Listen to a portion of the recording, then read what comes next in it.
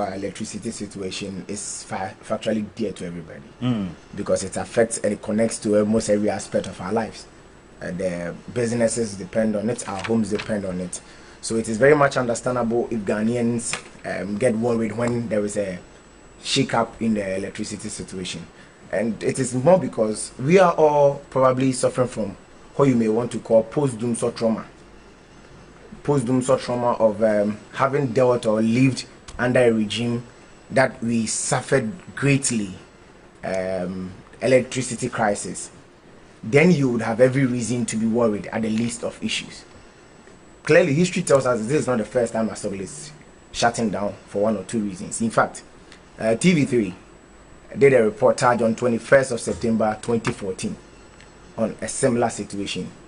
You yourself at Joy on the 5th of May 2015 did something similar. You were the host on Asogli shutting down. And it comes to today. It tells us that the history tells us that we've had shake-ups 1 and 2 for 2 or more reasons. The challenge here is that we are all worried much more and shaky because we are afraid we may return to where we have gone to before. But if you look at the management of the New Patriotic Party's composure in the energy sector and how we've handled the energy situation over the last 8 years, I am sure in my mind that what is happening is purely an operational and managerial issue. It will be dealt with. The fortitude and then the commitment from the Minister for Finance, the Minister of Energy, and the President himself is non-negotiable, is undoubted over the last 8 years. That is how come we've had such a level of stability in the energy space. I dare say that I'm not sure in the last 30 years of our country we've had any 8 years of an average stability as we've had. So what I believe in is that the negotiations with Asogli would continue. I'm told very well that it is ongoing, and I'm very much aware that the situation we find ourselves in with the issue of Asogli is purely a negotiation issue. Just like we've done over the last 8 years, I am very sure in my mind that we would handle it, would negotiate well, would do the necessary payment as we ought to do. And I agree that they are not a Father Christmas. But I also agree that government has demonstrated over the last 8 years that the people of this country will not be sent back to the abyss. Our mothers in the markets are worried. I'm sure coastal owners are worried because if you are taking a loan some years back and your coastal business ran down because a government deliberately, grossly decided not to act on its reason, on its important issues, then you have every reason to be shocked and worried that are we going back?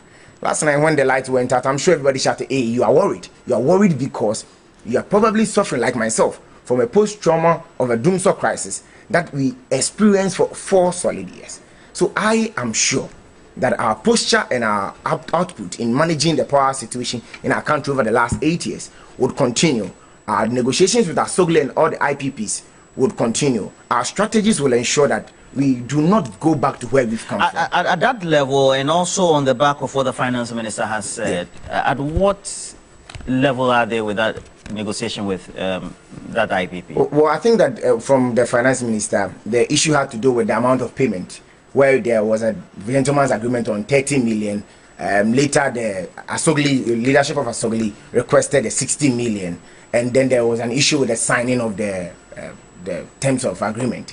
I think that is a managerial issue. Okay. So, and from what I have. So from the explanation you're giving, when you say this is an operational managerial issue, what does it mean? Because you owe me, pay me. We have an agreement for us to be given the money to be credited at this point in time, and you haven't paid. You're saying it's an operational. Roland, truly, it's not a finance issue. No, truly, it is a managerial and operational issue. Let me tell you. Not a finance issue. I'm coming. A managerial and operational has financing tied. So it is possible. What I'm saying is that just like every other business that operates on a contractual basis, where you usually work and you are paid, there's so much to do with negotiations and managerial issues and arrangement and agreement in that space. And our energy sector over the last 30 years plus has been similar to that. And that is how we've been running it. So what I see here, it is not much of a big an issue. It is not much of a big an issue because these issues have gone on back to back to back.